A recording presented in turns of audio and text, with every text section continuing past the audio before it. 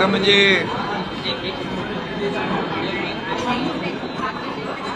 आता हे उशिरा सुचलेलं शहाणपण म्हणावं लागेल आणि त्यांचा नेहमीच सगळ्यांना बाहेरून पाठिंबा असतो, घरातून पाठिंबा असतो.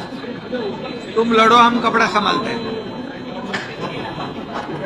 आणि एक मन आहे, बुडाला जळतंय आणि डोंगरावरची आग विझवायला पळतंय, अशी उभाटाची आता अवस्था झालेली आहे. खरं म्हणजे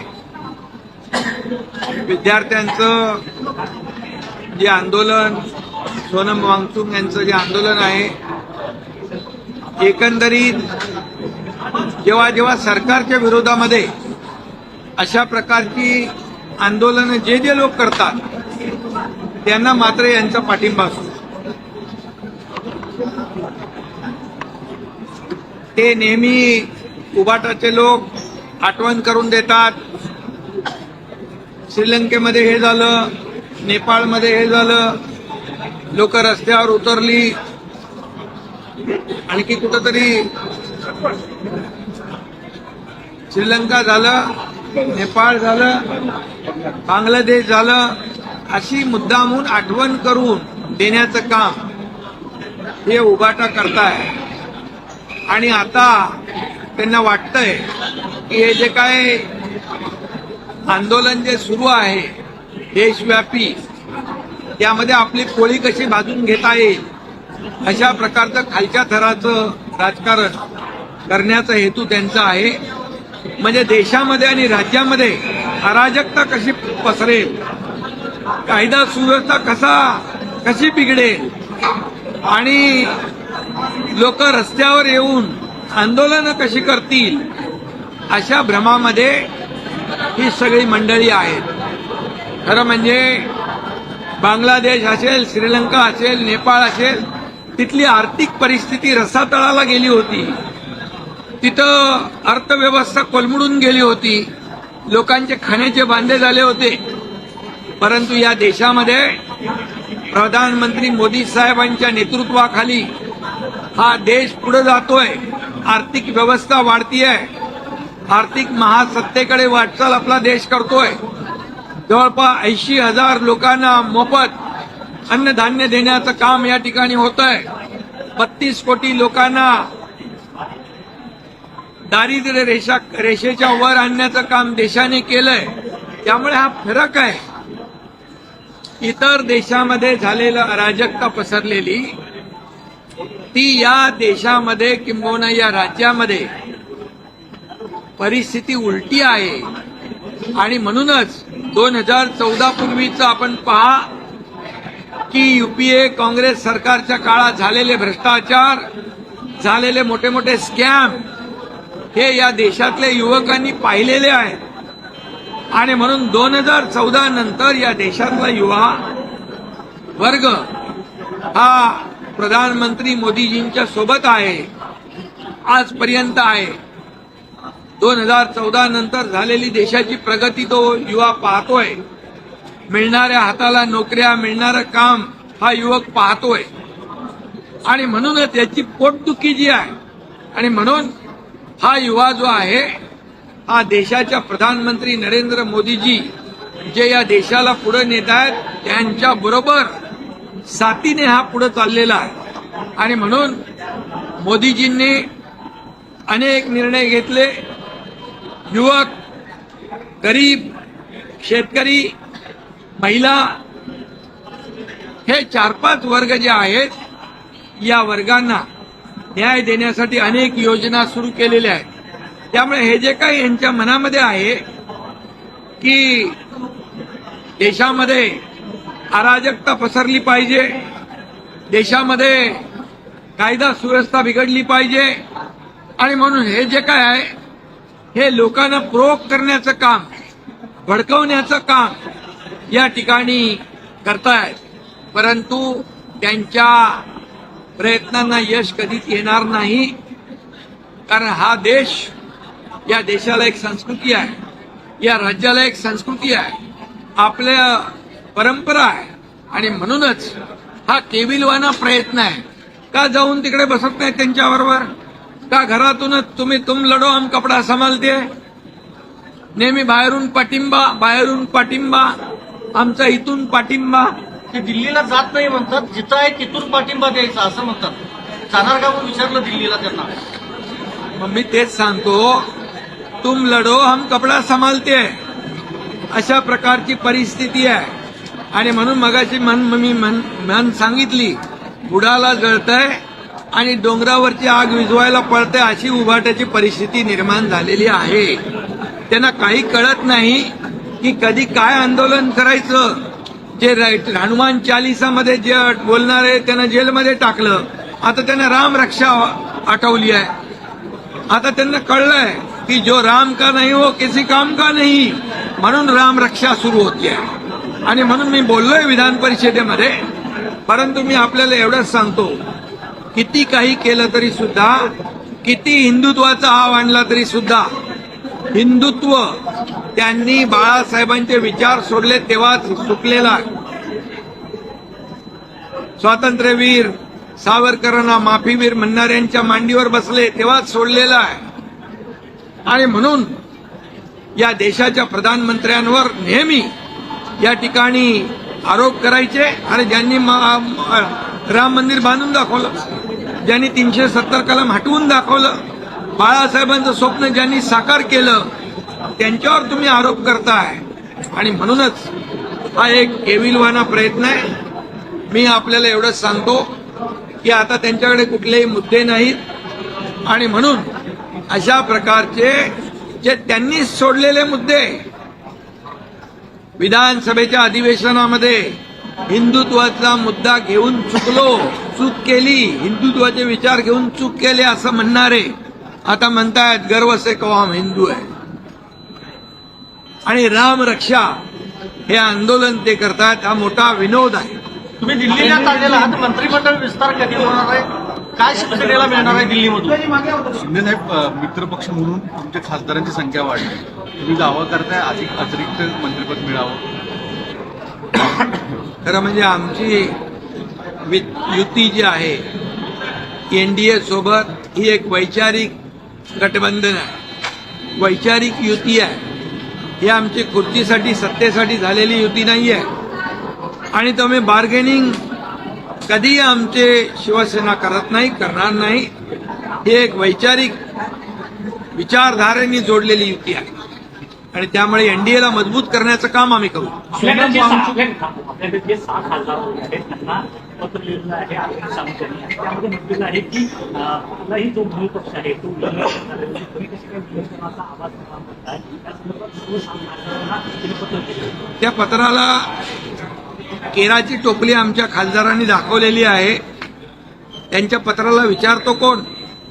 लोकशाहीमध्ये नियमाप्रमाणे 2/3 मेजॉरिटीला महत्व आहे. आणि बाकायदा लोकसभा स्पीकर यांच्याकडे जाऊन 6 खासदारांनी पत्र देऊन सगळी प्रक्रिया पूर्ण केलेली आहे.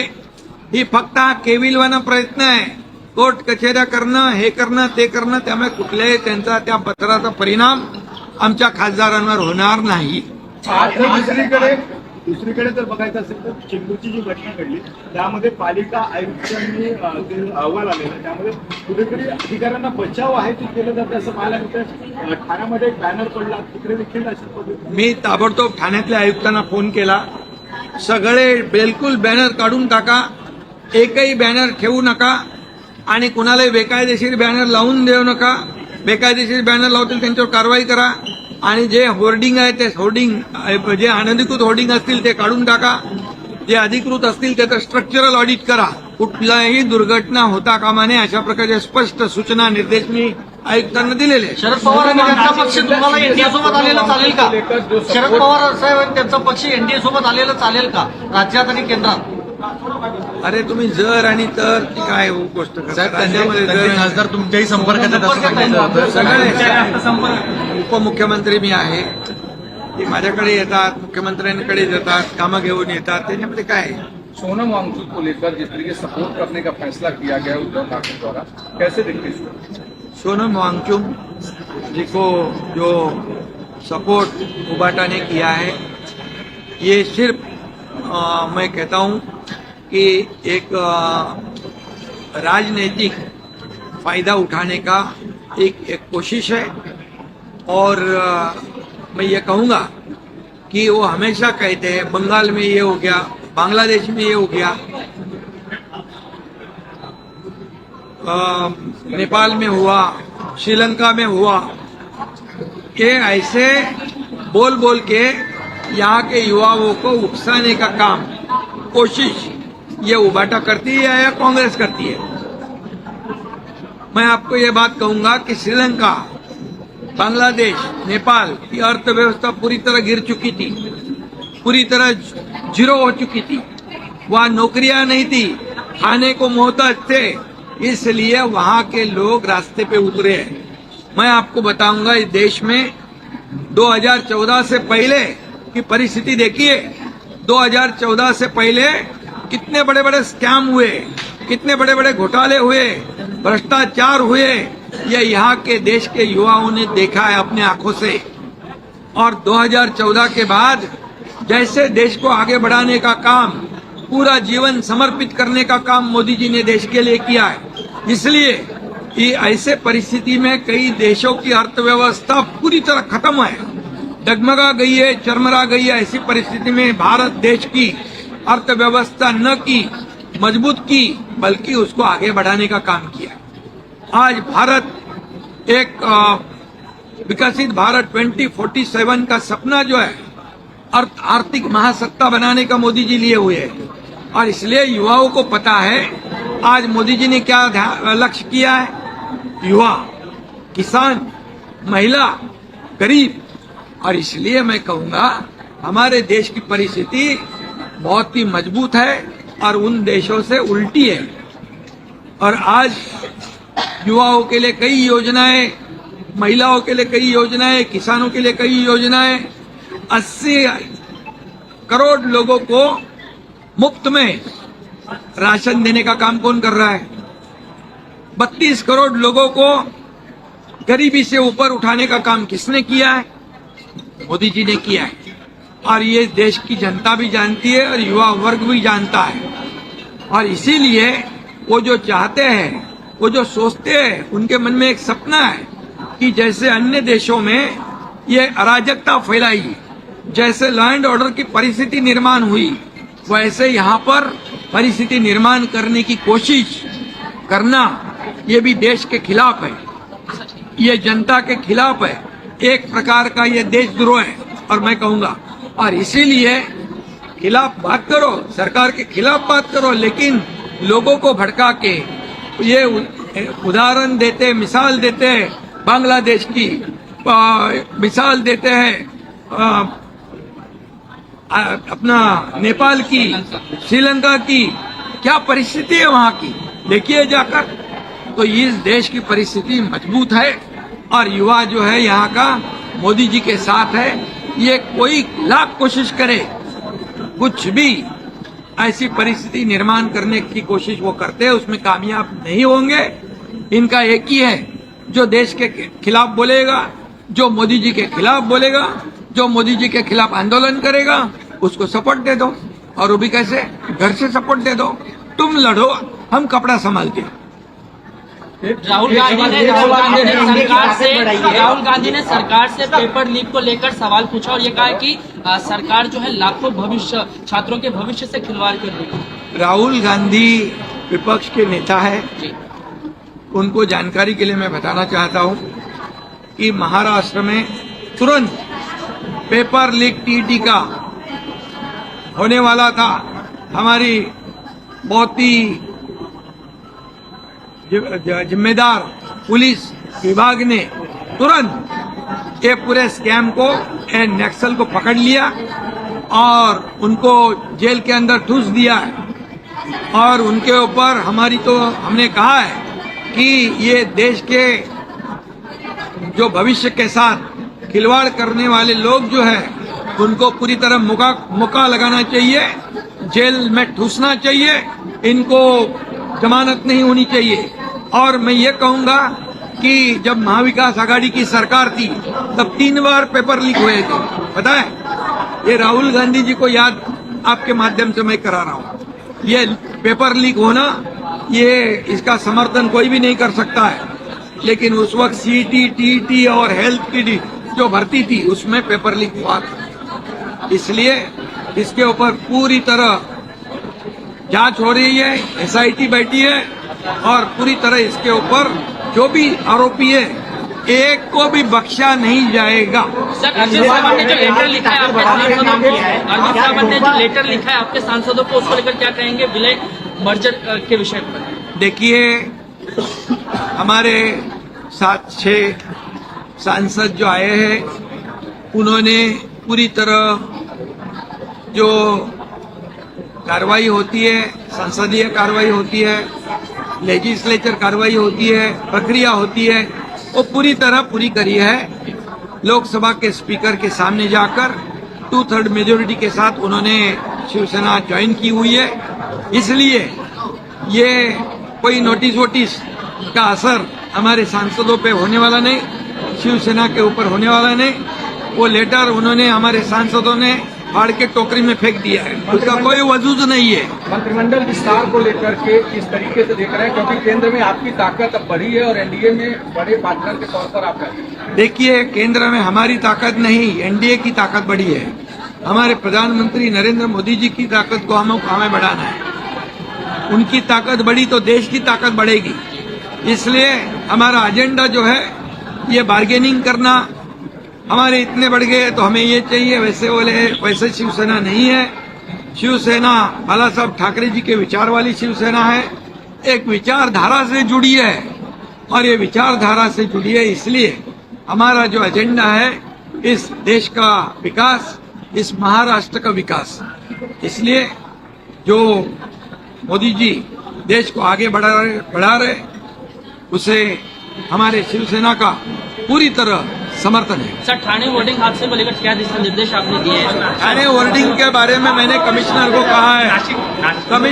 कहा है कि किसी भी हालत में इलीगल होर्डिंग हटा दिए जाए और जो इलीगल है उसको निकाल दो, जो इलीगल लगाएंगे उसके ऊपर कार्रवाई करो और जितने होर्डिंग इलीगल है निकालने के बाद जो लीगल होर्डिंग है उसका स्ट्रक्चरल ऑडिट भी करो, ताकि बारिश में हवा में कोई गिरे नहीं होर्डिंग और कोई भी दुर्घटना ना हो।